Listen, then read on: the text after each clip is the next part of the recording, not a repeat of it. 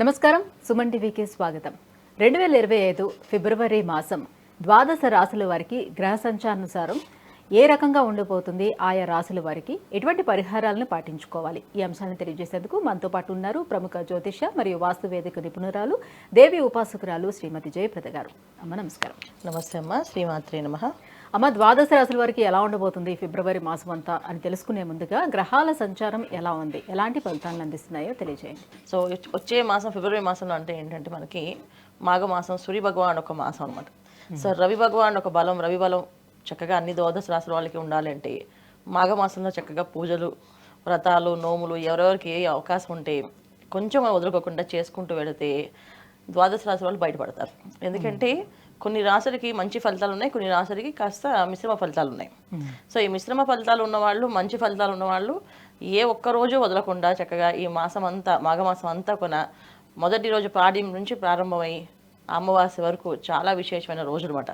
So ఏ రోజు ఏం చేసినా విశేషమే. అంటే మాఘమాసంలో ఆదివారాలు విశేషాలు, పౌర్ణమి విశేషం, అలాగని శనివారాలు, సోమవారాలు, మంగళవారాలు, బుధవారాలు అన్ని కూడా విశేషమైన రోజులే.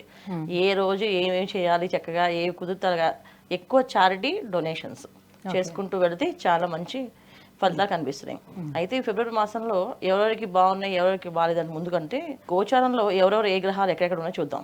వృషభ రాశిలో గురువు, మిథున రాశిలో కుజుడు, తర్వాత కన్యా రాశిలో కేతు ఉన్నారు, తర్వాత మనకి కుంభరాశిలో శని భగవానుడు, మకర రాశిలో రవి బుధులు, మీనరాశి రాహు శుక్రుడు. సో ఇలాగ మనకి గ్రహస్థితి అంతా గ్రహాలన్నీ ఇలా ఉన్నప్పటికీ ఏమేమవుతుందంటే ఇక్కడ ఎంత బ్రహ్మాండంగా మీనరాశిలో ఉచ్చస్థానంలో శుక్రుడు ఉన్నప్పుడు ఎన్ని భోగాలు, ఎన్ని యోగాలు ఇస్తారో, శుక్రుడితో పాటు రాహు ఉన్నారు కనుక అన్ని మాయలు, అన్ని మర్మాలు కనిపిస్తుంటాయి. అంటే మోసపోవడాలు కానీ, మోసగింపబడ్డాలు కానీ జరిగే అవకాశాలు ఎక్కువగా ఉన్నాయి కనుక జాగ్రత్తగా పరిహారాలు చేసుకుంటూ వెళితే ప్రతి పనిలోనే ఆలోచించి చేస్తే కనుక బయటపడతాం. లేకపోతే కాస్తంత ఇబ్బంది పడే అవకాశం కనిపిస్తుంది. జాగ్రత్తగా చూసుకుంటూ వెళ్ళాలి. సో మనకి మిథున రాశిలో కుజుడు అంటే ఏంటంటే జనరల్గా చాలామందికి విచక్షణ అనేది కోల్పోవడం అనేది జరుగుతుంటుంది. ఎంత అగ్రెసివ్గా మారుతారంటే బుధుడు అంటే మిథున రాశిలో బుధుడు అధిపతి, ఆ రాశి అధిపతి. సో బుధుడు అంటే ఏంటి, మంచి తెలివితేటలు, మంచి బుద్ధి, జ్ఞానం, తెలిసిన వాళ్ళు, క్రియేటివిటీ బ్రహ్మాండంగా ఉంటుంది. అయితే ఇక్కడ కుజుడు రావడం వల్ల ఏంటంటే క్రియేటివిటీ, ఆలోచనలు అన్నీ కొంచెం ఎక్స్ట్రాడినరీగా పెరుగుతాయి. అయిపోవాలి, ఇప్పుడు అయిపోవాలా మరి అంటే విచక్షణ కోల్పోతారు. విచక్షణ అనేది కోల్పోయి వాళ్ళు చేయాల్సిన పని నాకు ఇప్పుడు కావాల్సింది, ఇప్పుడు అవ్వాల్సింది అని చెప్పి కొన్ని ప్రమాదాలకి, కొంత మనుషుల తత్వాలకి మారడానికి కారణము ఇదంతా కూడా కుజుడు కారకుడు కనుక. ఎన్ని రోజుల వరకు ఉంటాడు మేడం కుజుడు? చాలా రోజులు ఉంటారు. ఫిబ్రవరి మాసం అంతా మిథున రాశిలోనే ఉంటున్నాడు ఆయన. సో అందుకని ఆయన ఆల్రెడీ వచ్చేసి మిథున రాశిలోనే ఉన్నారు ఆయన. జనవరి 20 నుంచి మారిపోయి మిథున రాశిలో ఉంటున్నారు ఆయన. దానివల్ల ఏంటంటే జాగ్రత్తగా ఉండడం, మెయిన్ వాహనాలు నడిపినప్పుడు జాగ్రత్తగా ఉండడం, బయటికి వెళ్ళేటప్పుడు మంచి శుభశకనాలు చూసుకుని వెళ్ళడం చాలా ముఖ్యమైన అవసరం అందరికీ. ద్వాదశ రాశులు అందరికీ కూడా ఈ జాగ్రత్తగా చూసుకుంటూ ఆచితూచి వెళ్తూ ఉంటే ఏ ఒక్కరికి ఏ ప్రమాదం జరగకుండా క్షేమంగా ఇంటికి వస్తుంటారు. ఇది చూసుకోవాల్సింది. అమ్మ, వృషభ రాశి వారికి గ్రహాల స్థితిగతులు ఎలా ఉన్నాయి, ఏ గ్రహాలు ఎలాంటి ఫలితాలు అందిస్తున్నాయి, ఏ గ్రహాలు అదృష్టాన్ని ఇస్తున్నాయి? తప్పకుండా వృషభ రాశి వాళ్ళకి చాలా బాగుంది ఈ మాసం అంతా. ఎందుకంటే ఎప్పటి నుంచో వీళ్ళు అనుకున్న పనులు అవుతాయి అవ్వవు అనుకుంటూ అసలు అవ్వవు అని వదిలేసే కానీ అయ్యే అవకాశం చక్కగా కనిపిస్తున్నాయి. వృషభ రాశి వాళ్ళు ముఖ్యంగా ఏంటంటే వివాహాలు కాని వాళ్ళకి వివాహాలు అనేది ఈ మాసంలో చక్కగా కనిపిస్తుంది. వివాహాలు అయ్యే అవకాశం ఉంది. సంతాన భాగ్యం కోసం ఎదురు చూసే సంతాన భాగ్యం ఉంది. వ్యాపార అభివృద్ధి అనేది ఉంది. ఉద్యోగ లాభాలు ఉన్నాయి. అంటే ఉద్యోగంలో ప్రమోషన్ రావడమో, లేదా ఉద్యోగం నుంచి ఇంకొక ఉద్యోగానికి, ఇంకో ఊరికో ప్రయాణం వెళ్ళడమో, సో వీళ్ళకి అనుకూలమైన ఉద్యోగ లాభం అనేది జరుగుతుంది. సో ఇలాంటి లాభాలు వృషభ రాశి వాళ్ళకి చాలా చక్కగా కనిపిస్తున్నాయి. దాదాపు గత సంవత్సరం నుంచి వాళ్ళు అనుకుంటున్న పనులు ప్రతి మాసం అని చెప్తూనే ఉన్నాం. ప్రతి మాసం వాళ్ళు వస్తున్నాయి అంటారు కానీ ఏం రావట్లేదని, కానీ ఈ మాసం వచ్చేస్తాయి. అలా అంత చక్కగా రాశిలోనే గురువు ఉన్నాడు కదా, అలాంటి ఫలితాలను ఇస్తాడా గురువు? అంటే ఇప్పుడు ఇక్కడ రాశిలో గురువు అంటే శుభగ్రహాలు ఎప్పుడు కూడా శుభ ఫలితాలు ఇస్తాయి. అయితే ఏంటంటే వృషభ రాశికి అధిపతి శుక్రుడు. ఇప్పుడు శుక్రుడు వెళ్ళి మీనరాశిలో ఉన్నారు. సో మీనరాశిలో ఉన్న అధిపతి గురువు వచ్చేసి వృషభ రాశిలో ఉన్నారు. సో ఇద్దరు ఇలా ఉండడం వల్ల అంటే రెండు శుభగ్రహాలు శుభస్థానాల్లో ఉండడం వల్ల ఏంటంటే అనుకున్న పనులు అనుకున్నట్టుగా నెరవేరుస్తారు. ఇప్పుడు ఇక్కడ ఈయన ఉన్నారు, వాళ్ళ ఇంట్లో వెళ్ళి ఆయన ఉన్నారు. సో అందుకని ఇక్కడి నుంచి కావాలంటే అక్కడికి పంపించడం ఈజీ కదా. సో అలా అనమాట. సో ఏ విషయమైనా అంటే వీళ్ళకి కావాల్సిన ఏవైతే కంఫర్ట్ జోన్స్ అని అనుకుంటున్నామో అవన్నీ వీళ్ళకి అందుబాటు అయ్యే అవకాశం ఇక్కడ ఎప్పుడైతే మీనరాశిలో శుక్రుడు ఉన్నాడో జరుగుతాయి. సో రాసాధిపతి చక్కగా ఉచ్చస్థానంలో ఉన్నప్పుడు ఏమవుతుంది, అన్ని లగ్జరీ లైఫ్ని ఎంజాయ్ చేయడానికి ఇస్తారు. సో దాంతోపాటు అక్కడ రాహు కూడా ఉన్నారు. సో శుక్ర రాహులు ఇద్దరు ఉండడం వల్ల ఎంజాయ్మెంట్ అనేది చాలా బ్రహ్మాండంగా వస్తుంది. కానీ మనం ఏంటంటే ఎంతవరకు తీసుకోవాలో దాని అంతవరకు తీసుకుంటూ దాన్ని ఎక్స్ట్రీమ్గా వెళ్ళకూడదు.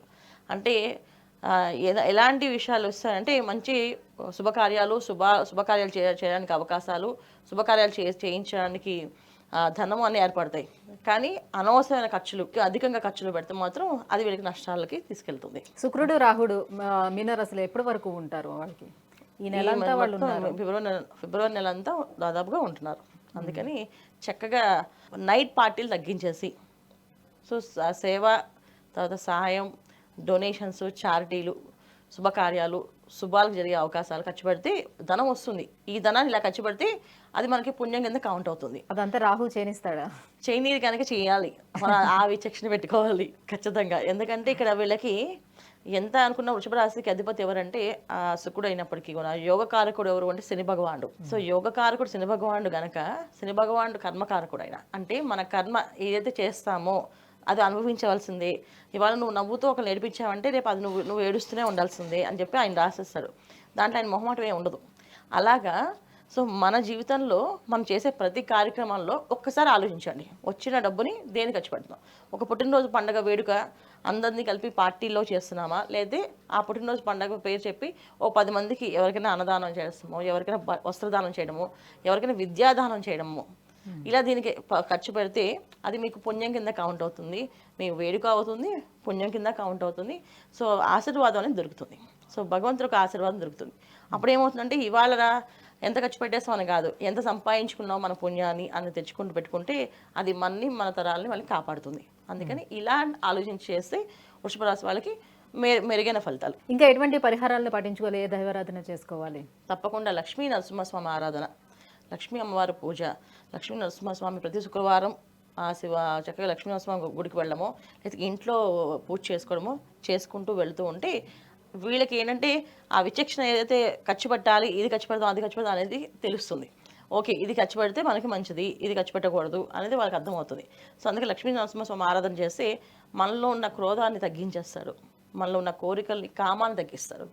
కోరిక అనేది ఉండొచ్చు, కానీ కామం అనేది ఎక్కువగా ఉండకుండా సో ఎంతవరకు చేయాలనేది తగ్గించే అవకాశం భగవంతుడు ఒక ఆయన పాదాల దగ్గర వేడుకుంటేనే జరుగుతుంది.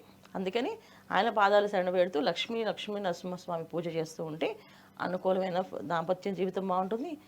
చేసే పనులు, వ్యవహారాలన్నీ కూడా అనుకూలంగా మారుతాయి. ఇవి చేసుకుంటూ వెళ్ళాలి ఈ మాసం అంతా వీళ్ళు. వృషభ రాశి వారికి ఈ ఫిబ్రవరి మాసం ఎలా ఉండబోతుంది, ఎలాంటి పరిహారాలను పాటించాలి? ఈ విషయాన్ని తెలియజేసినందుకు ధన్యవాదాలు. నమస్తే అమ్మ. శ్రీమాత్రే నమః.